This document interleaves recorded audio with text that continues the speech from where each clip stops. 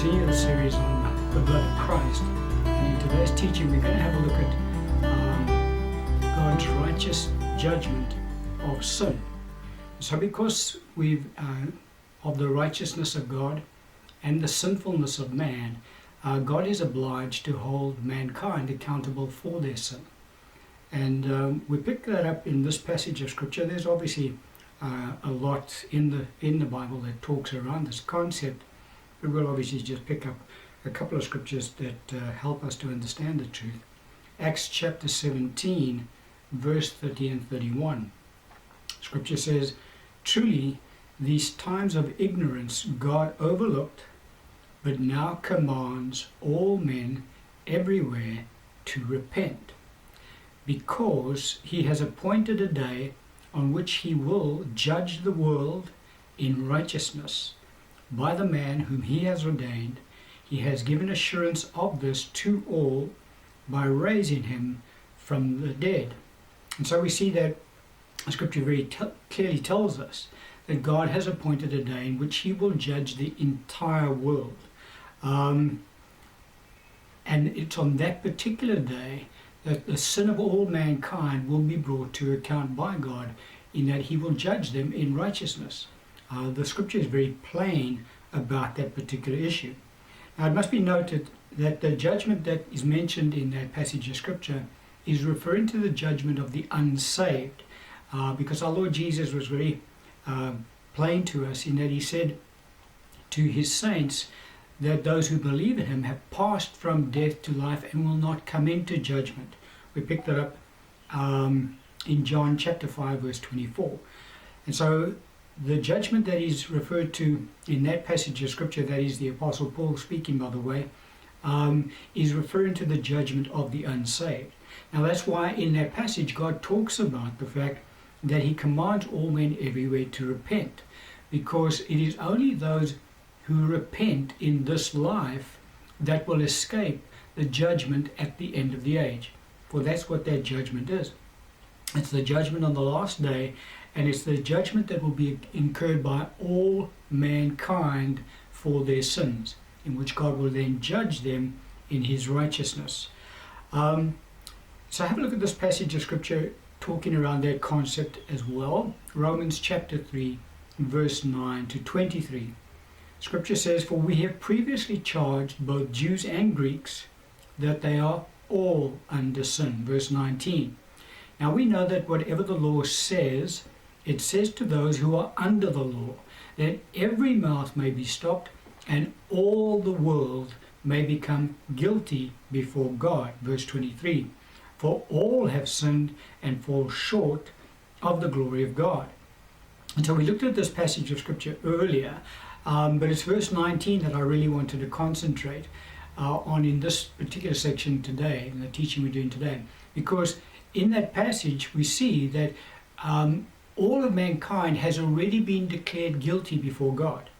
For it says here, and all the world may become guilty before God. All means all, and that means that none are left out. And so when God pronounces men guilty of sinning against him, they have no recourse, because there's no higher court that one can appeal to overturn the guilty verdict that God has already passed. And so all mankind already stands guilty before God for their sins. So that kind of opens up a question for us. What is the day of judgment all about then? Because the day of judgment that is coming is not the day that is to determine innocence or guilt before God. For the Scripture is very plain about the fact that they are all already guilty before God. And so the judgment that they will incur on their day of judgment at the end of the age is really a judgment of sentencing. Because when in a court of law, a judge pronounces a guilty verdict, or a jury pronounces a guilty verdict upon the accused, the next stage in the legal process is that then the appropriate sentence has to then be passed by the judge to punish appropriately the guilty verdict of the offense that has been committed by the individual. And so that's exactly what the day of judgment will be for the unsaved at the end of the age. They have already been declared guilty before God, by God. They can't appeal that decision. That decision is made by God himself. There is none higher. So they can't appeal to a higher court to get their guilty verdict overturned. They stand guilty before God already. And so all that is they're waiting for is that day of judgment to determine the degree of punishment that they will incur for the sins that they have committed in this life. And so the scripture is very plain about the fact that the day of judgment that the unsaved will incur at the end of the age is not a judgment to determine who will be declared innocent, who will be declared guilty. Not at all. All who will stand on that day of judgment before God will have already been declared guilty. Our Lord called it the resurrection of condemnation because they've already been condemned. But so that judgment will be a judgment, a sentencing basically. Each one will then, on their day of judgment, find out just how much punishment they will incur for eternity for the sin they committed in this life.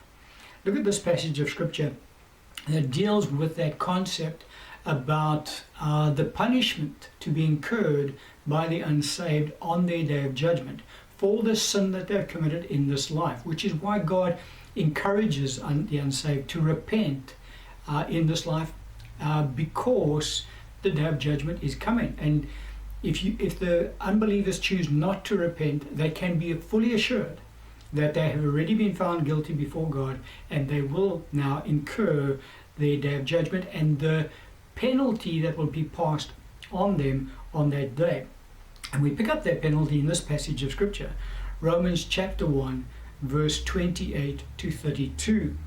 Scripture says, "And even as they did not like to retain God in their knowledge, God gave them over to a debased mind, to do those things which are not fitting, being filled with all unrighteousness, sexual immorality, wickedness, covetousness, maliciousness, full of envy, murder, strife, deceit, evil-mindedness. They are whisperers, backbiters, haters of God, violent, proud, boasters, inventors of evil things, disobedient to parents, undiscerning, untrustworthy, unloving, unforgiving, unmerciful, who knowing the righteous judgment of God, that those who practice such things are deserving of death, not only do the same, but also approve of those who practice them." And so the Apostle Paul lists, the Holy Spirit through the Apostle Paul lists a very extensive list of sin that mankind commits. Now it's obviously not fully inclusive. There's a lot more sin out there that mankind commit. But it's a sampling of the types of sins that God will judge on the day of judgment. And all of these sins incur exactly the same punishment. In other words, the backbiter on this day of judgment will incur the same punishment as the murderer. Now we look at wickedness in this life and we think, okay, well, a murderer is surely deserving of a greater degree of punishment than somebody who is merely a backbiter. But not so according to this passage of scripture, because in the end of this passage, in verse 32, the scripture very plainly tells us what the righteous judgment of God is. He says, "Who knowing the righteous judgment of God, that those who practice such things," now talking about backbiting, talking about whispering, talking about being a violent, proud, boasters, murderers, he says, knowing that those who practice such things are deserving of what? Of death. Not only do the same, but also approve of those who practice them. And so there, God is very clear to us as to what the punishment will be that will be meted out to all the unsaved on the day of judgment. They will receive the punishment of death. Now the death that the scripture is talking about, well, just on that particular issue, our Lord Jesus spoke around the same point, in that he said that all sinners that refuse to repent in this life would then perish. And so, the warning that God puts across to the world is very plain. He cannot make it any plainer than what he has in his scriptures. And that is, sinner, unless you repent in this life, you're already found guilty before God. You're already condemned. And all that is waiting to be seen is your day of judgment will appear. That's a fixed day that you will stand before God. And all that is waiting to be seen is to the degree of punishment you will incur on that day. But the punishment that all sinners will incur on that day is the punishment of death. Now, the death that the scripture is talking about in this passage is in fact the second death, which is the day in which all unbelievers will be cast into the lake of fire and brimstone for all eternity. And that we pick up in Revelation 20, verse 14 and 15. And so we can very clearly see that mankind is completely at a loss, because all men are sinners, God is completely righteous, and God has decreed a day of judgment in which he will judge everyone in his righteousness. And he's already declared them all guilty before him, and there's none that they can appeal to have that guilty verdict overturned. And the punishment that will be meted out to everyone will be in fact death, which is in fact the second death. And so we see the hopelessness of mankind in the earth today, in that unless God himself intervene on behalf of mankind, all of mankind would be lost for all eternity. And so that's really what the series is. We're looking at the blood of Christ and why it is that Christ actually had to die on the cross for us. Look at this passage of scripture, James chapter 2, verse 13. The scripture says, "For judgment is without mercy to the one who has shown no mercy." Now look at this. Mercy triumphs over judgment. And so we see there is hope for mankind in that mercy does triumph over judgment.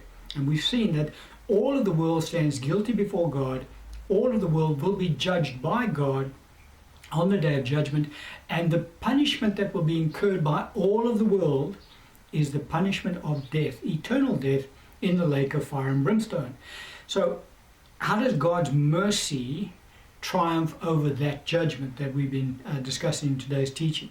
Well, God's mercy triumphs over that judgment in that he sent his son to incur the judgment for the world. And so God is able to extend his mercy to his saints who have escaped the judgment of God. And it is only through the vehicle of salvation in Christ Jesus that mankind is able to escape the sure judgment of God. And that's why God commands all men everywhere to repent. For it is only those who repent in this life who will escape the judgment of God. And so that's pretty much looking at the reason that we are discussing this particular aspect of the work of the cross, the shed blood of our Lord Jesus Christ, is because without that, all of mankind would be completely lost for all eternity. But God has, in his mercy, he has delivered up his own Son to incur the righteous judgment of God on our behalf, on behalf of all of mankind, so that God is then able to extend his mercy to mankind, because the righteous requirement of God's judgment would have been fulfilled in the punishment that his Son has incurred on our behalf.